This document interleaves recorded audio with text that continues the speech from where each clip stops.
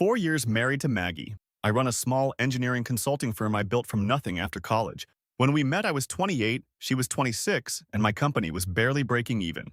Maggie knew this. She watched me work 70-hour weeks while contributing almost nothing beyond her part-time retail job. I never complained because I genuinely believed she was my partner. Last Thursday around 9 p.m., I was finishing proposals in my home office when I heard Maggie start a video call in the living room. Her mom, Bernadette's voice came through clearly. Then her older sister Rhiannon joined. I figured I'd say hi after they finished. Then Bernadette asked when Maggie was finally going to pull the trigger and drain me dry. And Maggie laughed. She said, "Patience, Mom. My company just landed a government contract worth millions, and she wasn't leaving until she could take at least half." Rhiannon asked about some guy named Wilfred. Maggie said he was very much in the picture every Thursday when her idiot husband thinks she's at yoga class. She said Wilfred knew the whole plan and was ready to move in the day the divorce finalizes.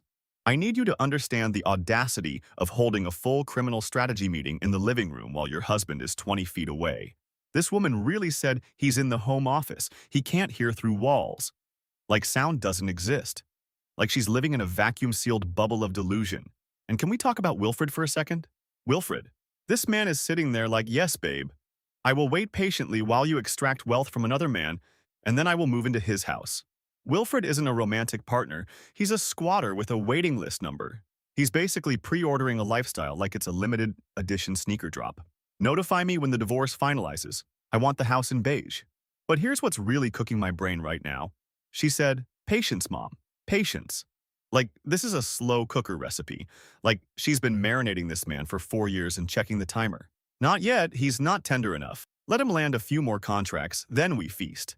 Then Bernadette explained everything about the past 4 years. She told Maggie that's my girl. Her father was the same way, blind and stupid until the day she cleaned him out. She said it was in Maggie's blood. So Reddit needs to understand something about me. I'm not crying into my keyboard right now. I'm calm because everything finally makes sense. Why Maggie never wanted full-time work. Why she insisted on joint accounts. Why she pushed hard to buy a house together right after contract negotiations started. Why her family always treated me with fake warmth and barely concealed contempt. I've been a mark from day one. This wasn't a marriage gone bad. This was a con I walked into because I was too trusting. Her mother did this to her father. Rhiannon laughed like she'd heard this playbook 100 times. This is how these women operate. Bernadette out here running a generational scam academy. This isn't a family. It's a pyramid scheme where the product is destroyed men. She literally said, "It's in your blood." Like divorce fraud is a genetic trait. Like they got DNA tested and the results came back 47% European, 32% African, 21% financial predator. And the way all those puzzle pieces suddenly clicked for him. Never wanted full-time work, pushed for joint accounts, wanted the house right when the big contract came through. Guys, this wasn't a marriage. This was a hostile acquisition disguised as love. She basically did corporate espionage in a wedding dress. You know what haunts me?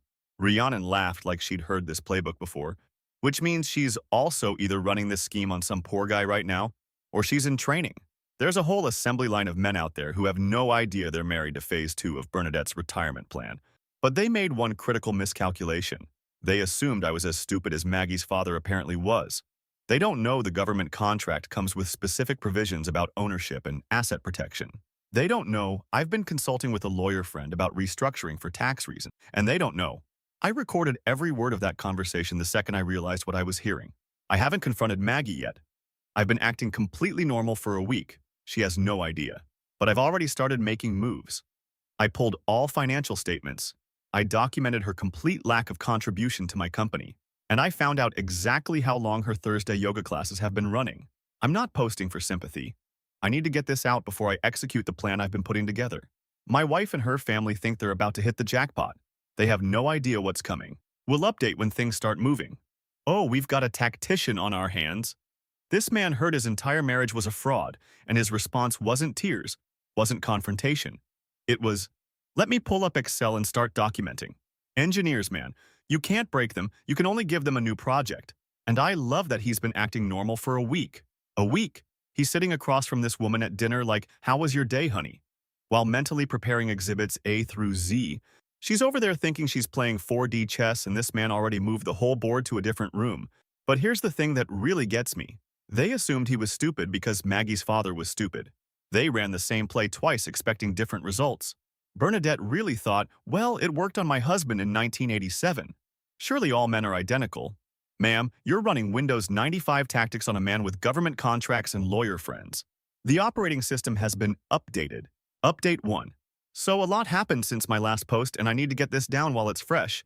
First, some of you asked how I've been acting normal around Maggie. The answer is 4 years of practice. I've apparently been performing in a fake marriage this whole time without knowing it.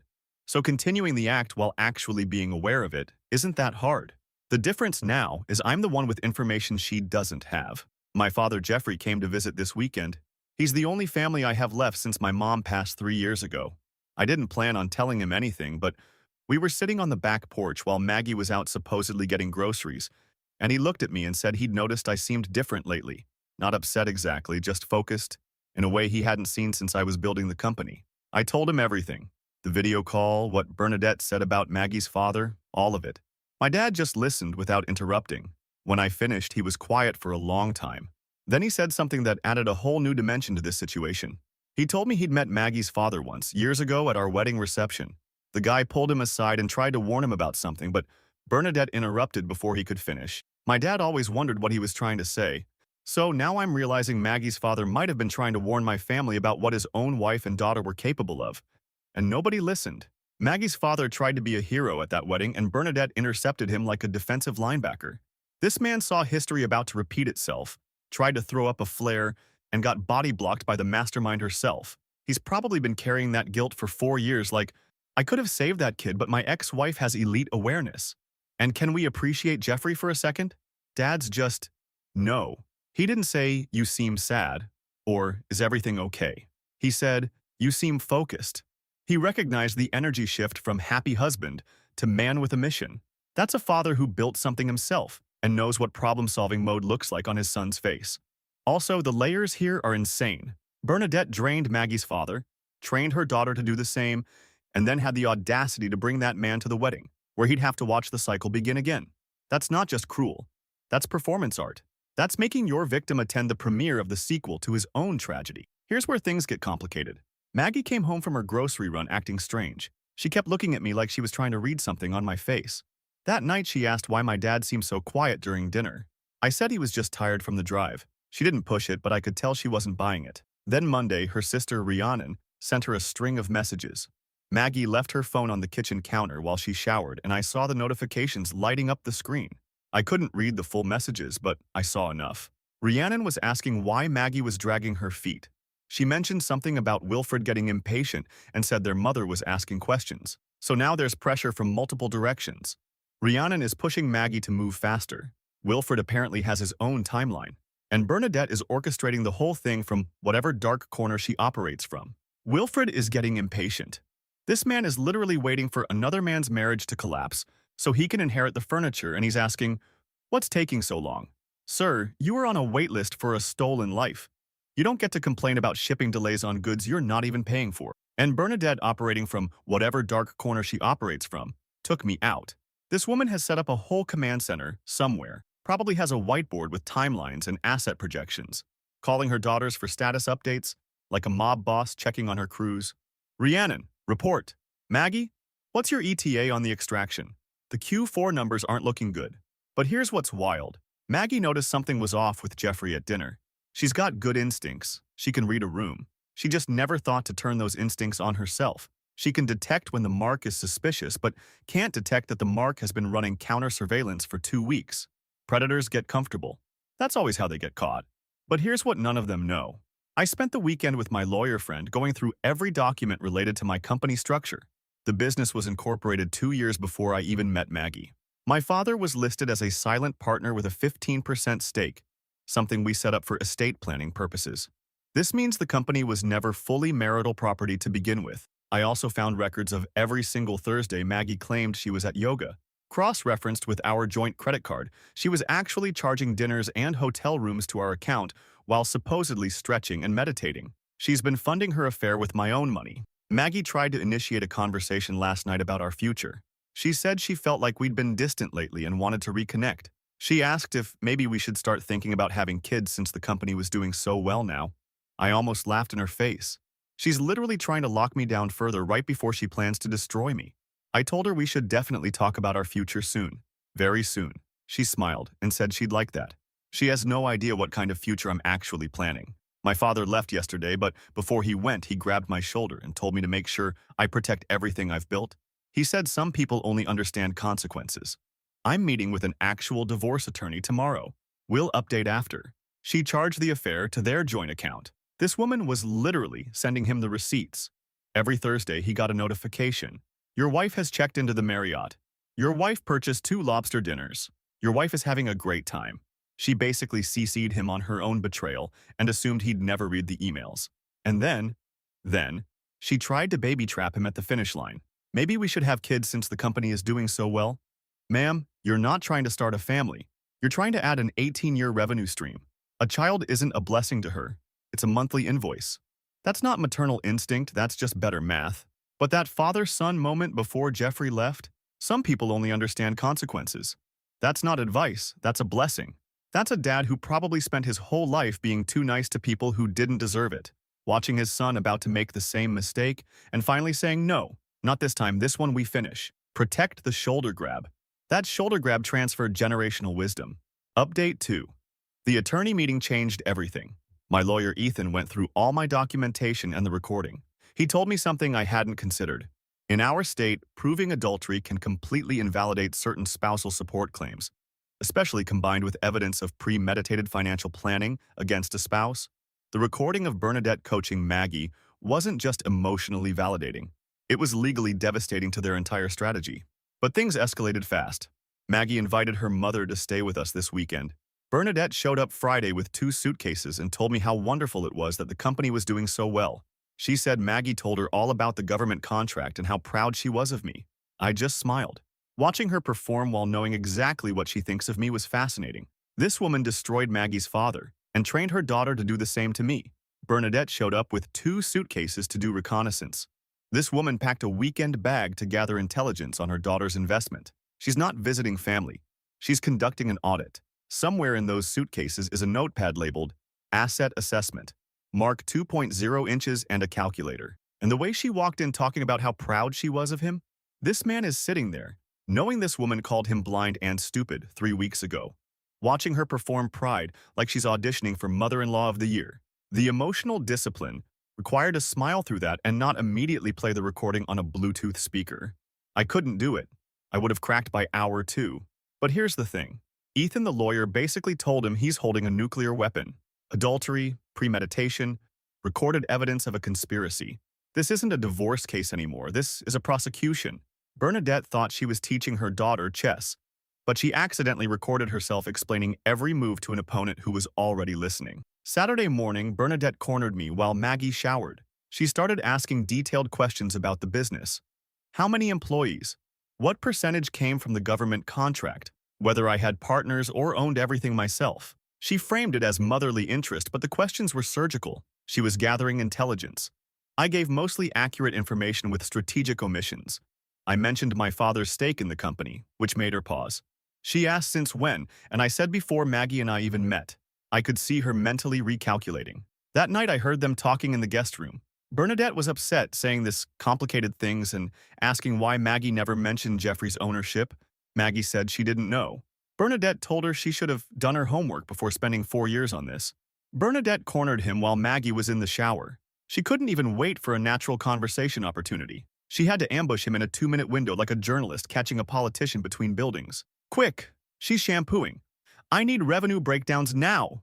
And when he dropped the "my father's had equity since before we met" bomb, you could hear her internal spreadsheet crashing. 4 years of planning, 4 years of positioning, and suddenly there's a variable she didn't account for. Bernadette really said, "You should have done your homework" to her own daughter. Ma'am, this is your curriculum. You designed this course. You don't get to blame the student when your teaching materials had gaps. This woman spent 4 years viewing this man as a retirement fund and never once thought to check if there were other shareholders. That's like planning a heist on a bank and never confirming where the vault actually is. Amateur hour from someone who presents herself as a professional. So Bernadette views her daughter's marriage as an investment that might not pay off. Maggie isn't just betraying me. She's trying to prove herself to a mother who sees her as a tool for extracting wealth from men. Sunday before leaving, Bernadette pulled Maggie aside in the driveway. Whatever she said changed Maggie's whole demeanor. That night, Maggie asked directly whether my father really owned part of the company. I told her I could show her the incorporation documents. She said that wouldn't be necessary. But her energy shifted completely. She's realizing this might be harder than her mother promised. Monday, I moved forward with Ethan's plan. I opened an account in my name only and redirected my direct deposits. Everything documented and legal. But I'm separating what's mine from what's joint. Maggie noticed immediately when our joint account didn't get the usual deposit. She texted asking what happened. I told her we'd talk when I got home. I'm about to have that conversation. Tonight is when everything falls apart for real. That driveway conversation? Bernadette definitely told her daughter she might have wasted 4 years. She drove 6 hours, did a full financial interrogation, discovered the plan had holes, and her goodbye was probably something like, "Well, get what you can, but this one might not cover my retirement like I hoped." What a mother. Imagine raising a child specifically to exploit men and then being disappointed when she doesn't exploit them efficiently enough. And Maggie asking about the incorporation documents? She didn't actually want to see them. She already knew the answer would be bad. She was just hoping he'd say, "Oh no, my dad's not really involved, I just said that." She was looking for a loophole in the trap that was already closing on her. But the redirect of the direct deposit, that's when the game officially started. 4 years of fake marriage, one deposit redirect, and suddenly her whole reality is collapsing. She texted immediately. Immediately. She monitors that account like a hawk watching a rabbit. Except this rabbit just grew wings. Final update. The conversation happened. Maggie came at me demanding to know why I moved money without telling her. She said married couples don't make financial decisions alone and accused me of hiding something. The irony was so thick I almost choked on it. I let her finish her whole speech about trust and partnership. Then I asked her one simple question. How was yoga last Thursday? She said it was fine. Why? I asked her to describe the class. She stumbled through some generic answer about stretching and breathing exercises. Then I asked why the yoga studio showed no record of her membership for the past 8 months. She tried to recover. She said she'd been doing outdoor yoga with a friend group instead. I asked which friend. She said I wouldn't know them. I told her I might know Wilfred, though, since she'd mentioned him to her mother during their video call 3 weeks ago. She really walked into that kitchen ready to lecture him about trust. She had a speech prepared about financial transparency. The woman who has been funding hotel rooms for her boyfriend with his money came in hot about him opening a separate account. The audacity is so thick you could cut it with a knife and serve it as dessert. And the slow walk into the trap? Chef's kiss. He didn't start with "I know everything." He started with "How was yoga?" Let her dig herself deeper. Let her fabricate details about a class she never attended. Every lie she told was another shovel of dirt on her own case. By the time she got to outdoor yoga with friends I wouldn't know, she was already 6 feet under and still digging. That pause when he said, "Wilfred," the exact second her brain registered that he knew. That's the moment 4 years of planning evaporated. That's the moment she realized she wasn't the predator anymore. Somewhere in whatever dark corner Bernadette operates from, a whiteboard just burst into flames. Watching her face process that I knew was genuinely satisfying. She didn't cry or apologize, she got angry. She demanded to know if I'd been spying on her. I said no, she was just loud and I have ears. Then I played her the recording. Bernadette's voice filled our living room. "Drain him dry, pull the trigger. It's in your blood." Maggie tried to grab my phone, but I pulled it back. She screamed that I had no right to record her private conversations. I told her she had no right to plot my financial destruction in the house I paid for. The argument lasted 2 hours. She tried every angle. She said the conversation was taken out of context. She said her mother was joking. She said Wilfred was just a friend. When none of that worked, she switched tactics and said she only entertained her mother's schemes because Bernadette was controlling and she was scared to push back. She painted herself as a victim of her own family. I told her I didn't care. I said Ethan had already filed for divorce and the terms were non-negotiable. The company was protected by my father's stake and the pre-incorporation date. Her adultery was documented. The recording proved premeditation. She was getting nothing beyond what the law absolutely required. She tried to grab the phone. Like destroying the evidence would undo reality. Like if she could just delete that recording, somehow Wilfred would unexist and the last 4 years would become genuine. Ma'am, the evidence is already with the lawyer. You're not in Mission Impossible. You're in a courtroom drama and you're losing. But the defense rotation she ran through? Out of context. Mom was joking. Wilfred is just a friend. Mom is controlling and I'm scared. 4 different characters in 2 hours. She basically auditioned for every role except honest person who admits wrongdoing. At some point, you have to respect the commitment to never, ever taking accountability even when the recording is literally playing. And Wilfred is just a friend, girl. You said on recording he was ready to move in when the divorce finalizes. What kind of friend has their name on the lease before the ink is dry? Is Wilfred also her platonic Thursday companion who platonically books hotel rooms on her husband's credit card? Is that friendship to you? Maggie called her mother immediately. Within hours, my phone started blowing up. Bernadette left 67 voicemails calling me a vindictive snake, saying her daughter was going to be homeless, that her cards were declined everywhere, that I was a monster for doing this. Maggie herself called over 100 times. Her first voicemails were pure rage, threatening lawyers and destruction. By the end, she was begging me to talk. Rhiannon texted that I'd regret this.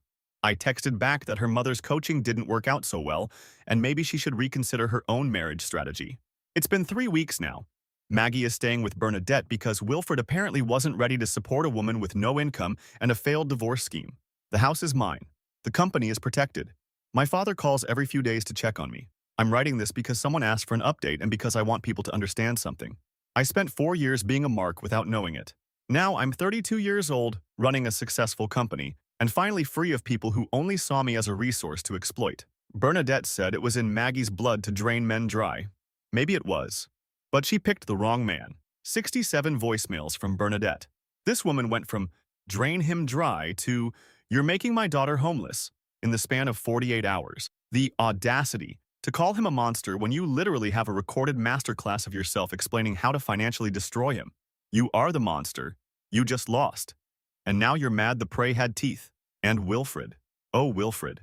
The moment Maggie showed up at his door with nothing, no house, no money, no leverage, suddenly he wasn't ready. 4 years of I'll be here when the divorce finalizes.